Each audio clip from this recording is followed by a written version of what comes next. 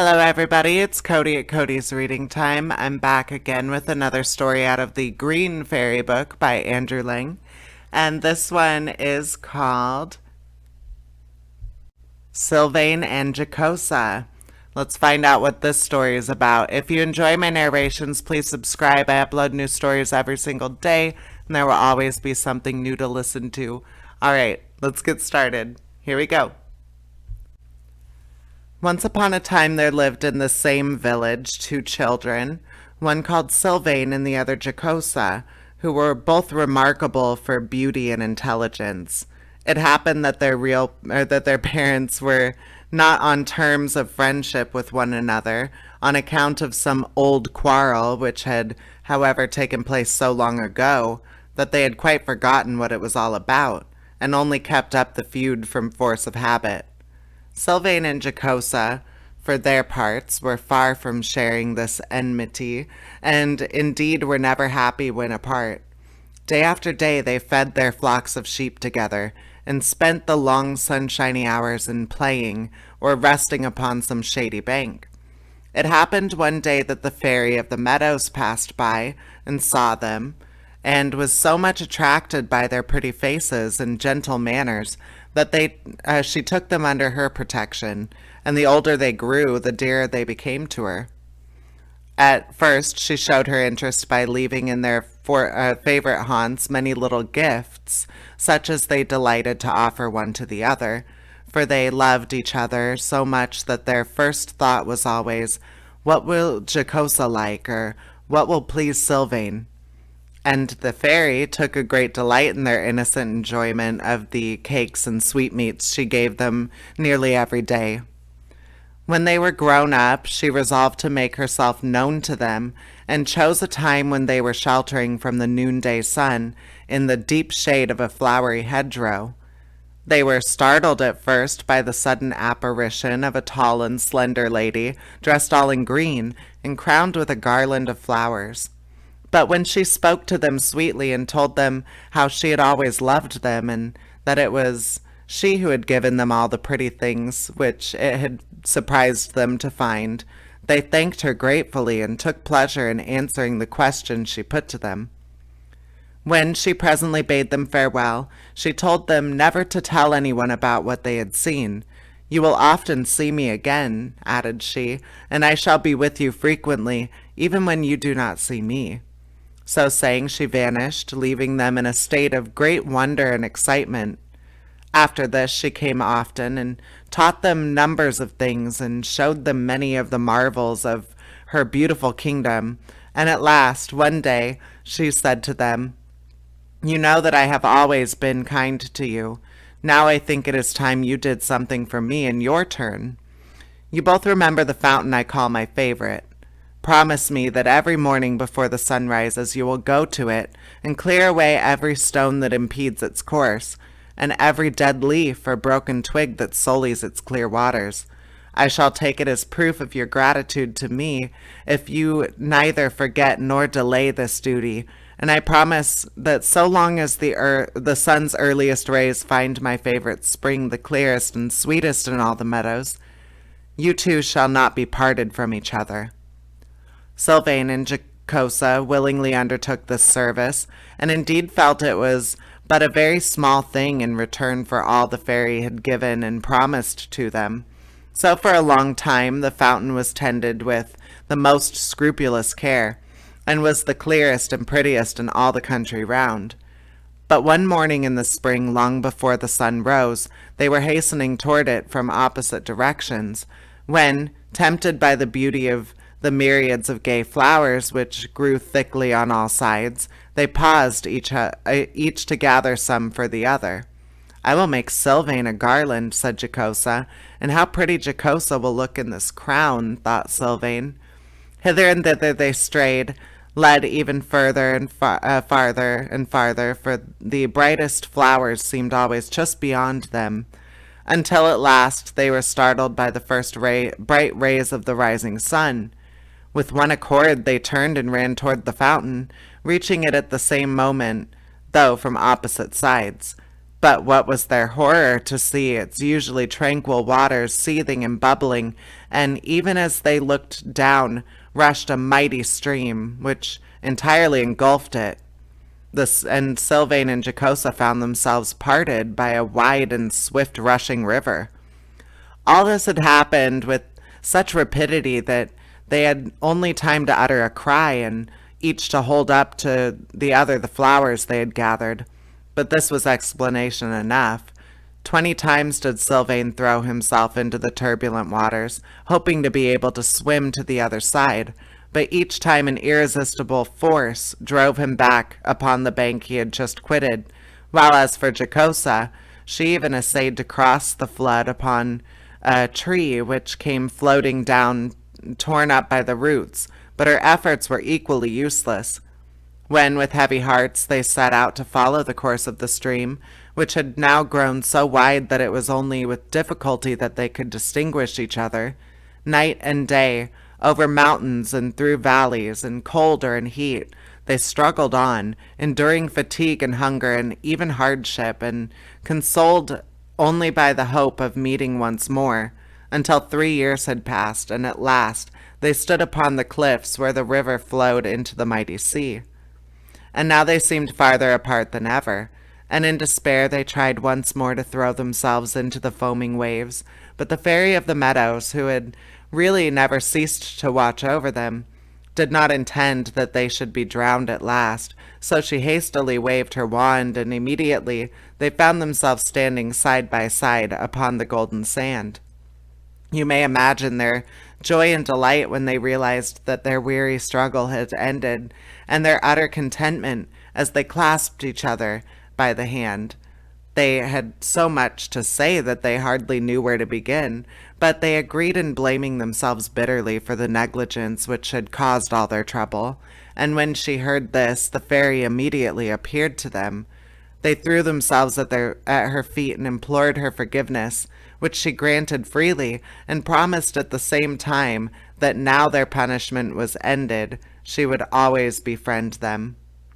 Then she sent for her chariot of green rushes, ornamented with May dewdrops, which she particularly valued and always collected with great care, and ordered her 6 short-tailed moles to carry them all back to the well-known pastures, which they did in a remarkably short time, and Sylvain and Jocosa were overjoyed to see their dearly loved home once more after all their toilful wanderings.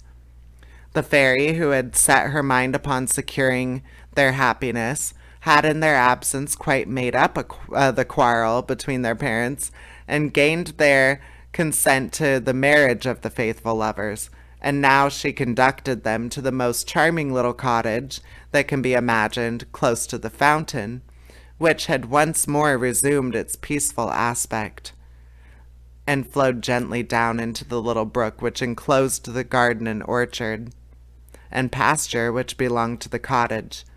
Indeed, nothing more could have been thought of either for Sylvain and Jocosa or for their flocks, and their delight satisfied even the fairy who had planned it all to please them. When they had implored and admired it until they were tired, they sat down to rest under the rose-covered porch, and the fairy said that to pass the time until the wedding guests whom she had invited would arrive, she would tell them a story. And this is it. The Yellow Bird.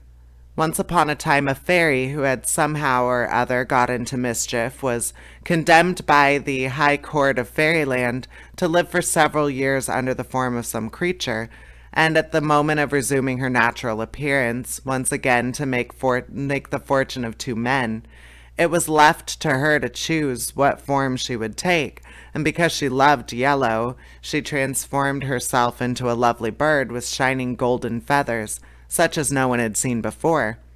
When the time of her punishment was at an end, the beautiful yellow bird flew to Baghdad, and let herself be caught by a fowler at the precise moment when Badi al-Zaman was walking up and down outside his magnificent summer palace. This Badi al-Zaman, whose name means wonder of the world, was looked upon in Baghdad as the most fortunate creature under the sun because of his vast wealth. But really, with anxiety about his riches and being weary of everything, and always desiring something he had not. He never knew a moment's real happiness.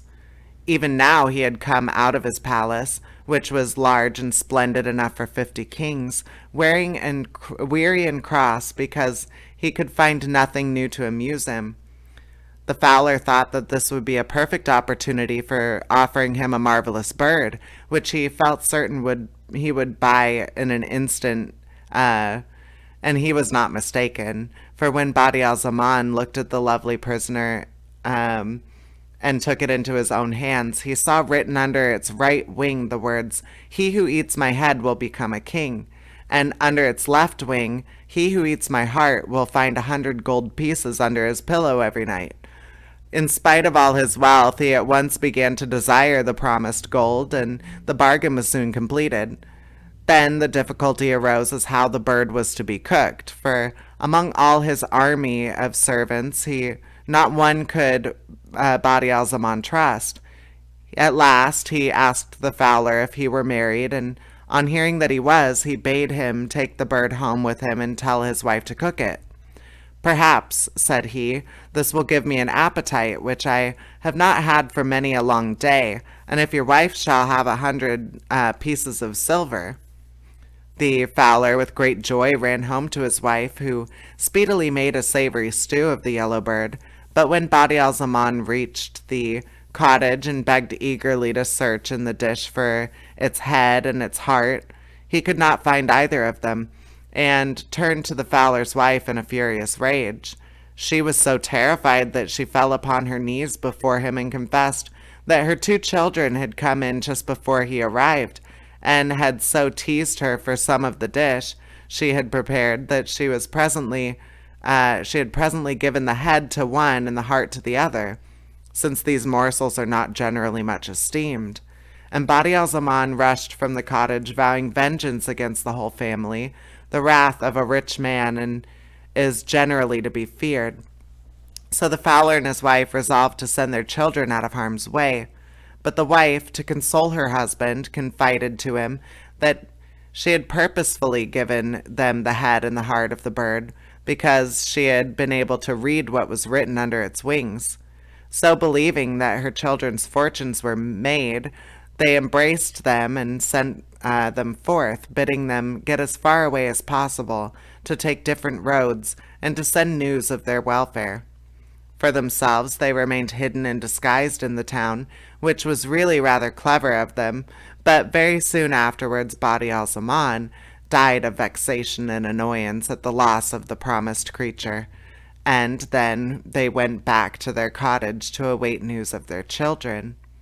The younger, who had eaten the heart of the yellow bird, very soon found out what it had done for him. Each morning when he awoke, he found a purse containing 100 gold pieces under his pillow. But as all poor people may remember for their consolation, nothing in the world causes so much trouble or requires so much care as a great treasure. Consequently, the fowler's son, who spent with the reckless profusion, was supposed to be possessed of a great hoard of gold, was before very long attacked by robbers, and in trying to defend himself was so badly wounded that he died. The elder brother, who had eaten the yellow bird's head, traveled a long way without meeting any particular adventure, until at last he reached a large city in Asia, which was all in an uproar over the choosing of a new emir. All the principal citizens had formed themselves into 2 parties, and it was not until after a prolonged squabble that they agreed that the person to whom the most singular thing happened should be emir. Our young traveler entered the town at this juncture with his agreeable face and jaunty air, and all at once fell something alight on his head, which proved to be a snow-white pigeon. Thereupon all the people began to stare and to run after him, so that he presently reached the palace with the pigeon upon his head, and all the inhabitants of the city at his heels, and before he knew where he was, they made him the emir to his greatest astonishment. As there is nothing more agreeable than to command, and nothing to which people get accustomed more quickly, the young emir soon felt quite at ease in his new position, but this did not prevent him from making every kind of mistake, and so misgoverning the kingdom that at last the whole city rose in revolt, and deprived him at once of his authority and his life, a punishment which he richly deserved, for in the days of his prosperity he disowned the fowler and his wife, and allowed them to die in poverty. I have told you this story, my dear Sylvain and Jocosa, added the fairy, to prove to you that this little cottage and all that belongs to it is a gift more likely to bring you happiness and contentment than many things that would at first seem grander and more desirable. If you will faithfully promise me to till your fields and feed your flocks, and will keep your word better than you did before, I will see that you never lack anything that is really for your good. Sylvain and Jocosa gave their faithful promise, and as they kept it, they always enjoyed peace and prosperity. The fairy had asked all their friends and neighbors to their wedding, which took place at once with great festivities and rejoicings, and they lived to a good old age, always loving one another with all their hearts. And that is the end of that story. I hope you enjoyed it. And please subscribe. I upload new stories every single day from other fairy tale books and this one. All right. Take care, everybody. Bye-bye.